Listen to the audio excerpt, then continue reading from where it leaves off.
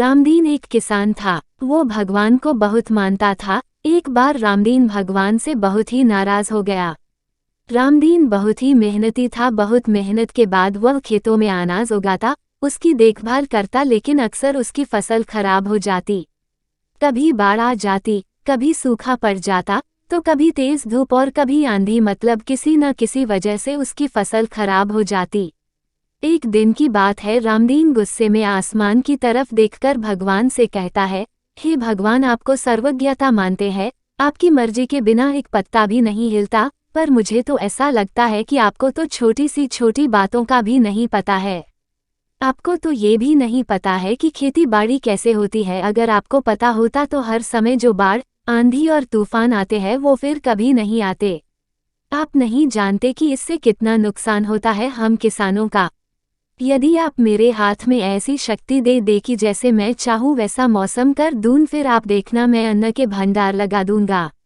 भगवान रामदीन के इन तीखे वाक्य को सुनकर मुस्कुरा रहे थे और वह रामदीन के सामने प्रकट हुए और बोले, मैं आज से तुझे ऐसी शक्ति देता हूँ कि तुम अपने खेतों पर तुम्हारी जैसी इच्छा हो तुम वैसा मौसम कर दोगे। मैं इसमें बिल्कुल भी दखल नहीं दूंगा, सब तुम्हारी इच्छा से होगा। रामदीन वरदान पाकर बहुत खुश हो गया। अब रामदीन ने अपने खेतों में गेहूं की फसल बोई। अब जब रामदीन को लगता कि खेतों को धूप चाहिए तो खेतों पर धूप कर देता, जब पानी बरसना चाहता तो पानी बरसा देता। आंधी, तूफान, बाढ़ आदि कुछ भी उसने अपने खेतों पर आने ही नहीं दिया। रामदीन के खेत में इस वर्ष ऐसी फसल हुई जैसी शायद पहले कभी नहीं हुई थी। हरी भरी लहलहाती फसल को देखकर रामदीन मन ही मन वो बहुत खुश हो रहा था और सोच रहा था, अब सबूत के साथ दिखाऊंगा भगवान को कि ऐसे किया जाता है शक्ति का सही उपयोग। मेरी सफलता देखकर तो उन्हें अपनी नियम जरूर बदलने पड़ेंगे। कुछ दिन और गुजरे, अब फसल कटने को तैयार थी। रामदीन बहुत उत्सुकता के साथ फसल को जैसे ही काटने लगा तो उसकी नज़र गेहूं की बालियों पर गई, तो उसने अपना सिर पीट लिया और वह रोने चिल्लाने लगा। गेहूं की एक भी बाली में गेहूं का एक दाना नहीं था, सारी बालियां अंदर से खाली थी।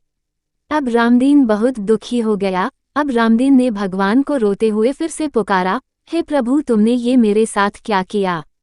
तुमने मुझे ऐसी सजा क्यों दी? भगवान प्रकट हुए और बोले, पुत्र, ये तो होना ही था क्योंकि तुमने अपनी फसल को संघर्ष करने का मौका ही नहीं दिया।